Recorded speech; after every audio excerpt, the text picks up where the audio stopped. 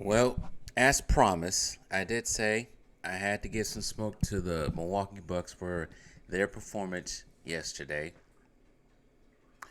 Um, but yeah, the last 2 days I was suffering a wisdom tooth extraction. Man, this ain't my first time getting my wisdom tooth pulled, but hopefully it's the last time. But the other time was an easy process. This time around, I felt everything. You actually hear the tooth crack out of the freaking jaw and everything. But anyways, I didn't get too much about what happened to me on Friday. But yeah, that's why there wasn't some videos. But anyways, Bucks need some smoke. For the most part of the game, they played a good part of the game in the first half. Then the third quarter, probably late in the third quarter, they got down by 10. And remember this, if anybody watched the game, Giannis did not play in this game. He was out with a wrist issue, which is confusing to me because is it the same wrist that he hurt the game against Chicago before the All Star break? And if so, he played a couple of games after that, but all of a sudden his wrist hurts. But anyways, he didn't play, and it's almost like they didn't need him. Warriors had almost all their players except for Andrew Wiggins, really. But anyways, and Kaminga. But this game was a back and forth game, especially in the fourth quarter. And the Bucks actually ended up pulling away. Then all of a sudden, the hijinks and all the shenanigans started. I think it would have been. I think it was either.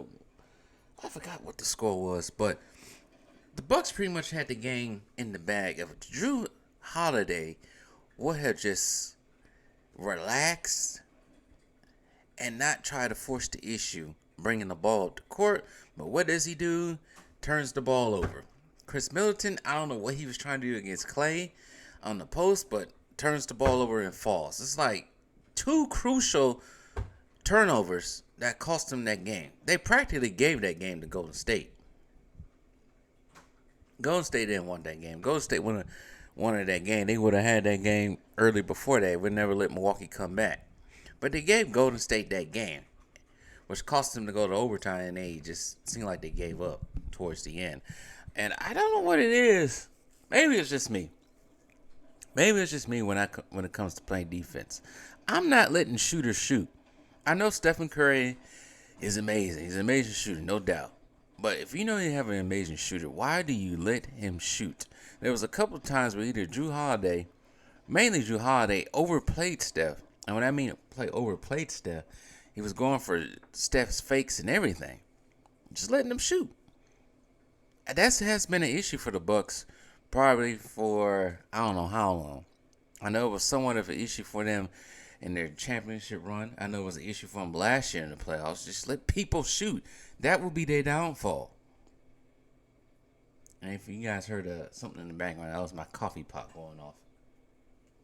Brewing up some coffee right now. But things like that is frustrating. Turnovers like that, letting dudes shoot is frustrating. And it's gonna cost them a run to the championship, a berth to the finals, if they don't clean that mess up.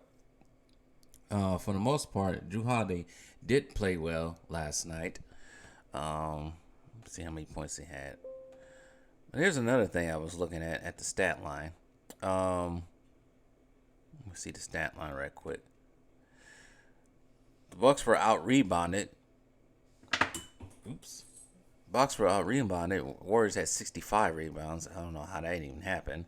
More assists, Warriors. More steals the Warriors had, even though I think Chris Middleton had 4 himself. Bucks, they had more blocks. Brook Lopez continues to put his name for Defensive Player of the Year. Turnovers, Bucks out did the Warriors by 2 turnovers more.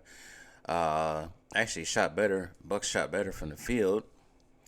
Warriors shot better from the free throw line. I think they got more fouls. And they pretty much tied that 3-point percentage, which is crazy to me. But these turnovers, man. God, they kill me with these turnovers. Draymond Green had 36. He went 2 for 10. 13 rebounds. There you go. All right, there you go, right there. 9 assists, 5 rebounds. Andre Iguodala played 10 minutes. He's practically almost useless out there. Andrew Wiggins did not play. Jordan Poole. Here's my thing about Jordan Poole. This is actually the first time I actually sat down and watched Jordan Poole play this season. Amazingly. He went 4 for 13, 25 minutes, 2 for 5 from 3-point. 2 rebounds, 4 assists, and 13 points. He is reckless out there in the offense end. Very reckless out there. No wonder why they have problems this year. But also, Jordan Poole, I said this in the community tab on YouTube. Jordan Poole need to get harder out there. What I mean he need to get harder, he need to stop trying to rely on flopping. He flops way too much for my liking. And I'm glad the refs finally picked up on that. Because they did call a bogus-ass foul on Jrue Holiday earlier in the game. Jrue Holiday even say he's flopping. And then they play the replay. He's flopping. I can't dig with people flop like that. It's annoying. Kayvon Looney, another Milwaukee product, 3 for 11, 15 rebounds, 7 points. See, that's a problem right there. You can't leave letting these smaller players have 15 rebounds, 13 rebounds. DiVincenzo had 10 and 20 points. And also, he was doing a lot of fouling, too. It's amazing how they call fouls in the NBA. Klay Thompson had 22. Stephen Curry had 36. He got hot towards the end of that game. JaMychal Green got hot in the beginning of the game. 7 for 10, 18 points. But they pretty much put him, well, he cooled down towards the end of the game. But if you look at the Bucks box score, Bobby Portis had 15. He got hot towards the end of the game. He was crucial for them coming back and going ahead. He went 5 from 11, 2 for 2 from 3, 13 rebounds. Dre Crowder only had 15 minutes, 2 points. He needs to play more. What's the point of trading for him? He ain't going to play him in times like this. Grayson Allen went 5 from 13, 2 for 9. I don't know why Grayson Allen in it. Anyways, he had 12 points. Joe Ingles was hot from 3-point. He went 5 for 6. 15 points, 5 rebounds, 7 assists. He was big down the end. Jrue Holiday, 7 from 22, 4 from 11, from 3, 18 points, 9 rebounds, 8 assists. And he started cooking towards the end of the game. He also blew the game for him in regulation. Wesley Matthews did not play. Neither did Gordon Drago, Myers Leonard. Pat Connaughton, we got to start getting on Pat Connaughton, airballing threes. He only had 3 points, 1 from 7, 1 for 5. Javon Carter, 21 minutes, 5 for 10, 3 for 7, 13 points.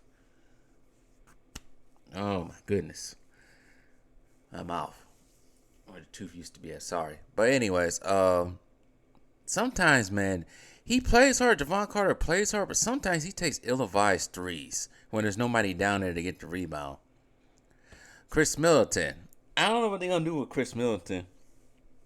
He played a good game, but at the same time, he played a bad game. He had too many turnovers towards the end and let people freaking shoot too. But he had 19 points, 7 for 4 from field goal, 3 from 4. I didn't feel like he even shot a 3 last night. And Brook Lopez also had 19, 8 from 16, 1 from 6 from 3-point, 7 rebounds. But he also came big with the blocks. But like I said, Giannis did not play in this game, so that did contribute. But there's no excuse. They had this game in the bag. They pretty much did, but they can't keep turning the ball in crucial times. That annoys the hell out of me. And I'm not even the coach. But sometimes Budenholzer, he needs to do more in coaching. There's a time that in that game that Jay Crowder should have been in there instead of some Pat Connaughton. It's like, come on now. Know when to shuffle your roster. Know what to do. But that was pretty much it. Bucks lost 116-125 in overtime. They pretty much seemed like they just ran out of gas towards the end. Let Stephen Curry just shoot all kinds of shots out there. But he only scored 5 points in that overtime. Out-rebounded as well. That's ridiculous. That cannot happen.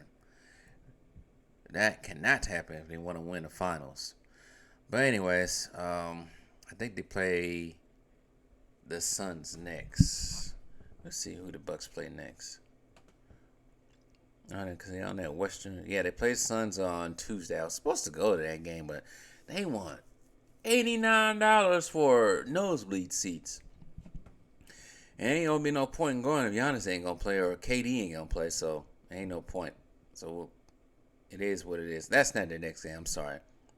Their next game is against the Kings, the Red Hot Kings, who are 39-26, who just beat the Suns. They play that game in Sacramento. I'm sorry. That game is tomorrow night. Then they play the Suns the next day. Those can be potential wins or those can be potential L's. But the schedule for the Bucks does get a little bit soft because they do play the Pacers at home, Raptors at home, Spurs at home, and then they go on the road to play the Jazz. And I think they play the Nuggets after that. So it is what it is. So tell me what you got.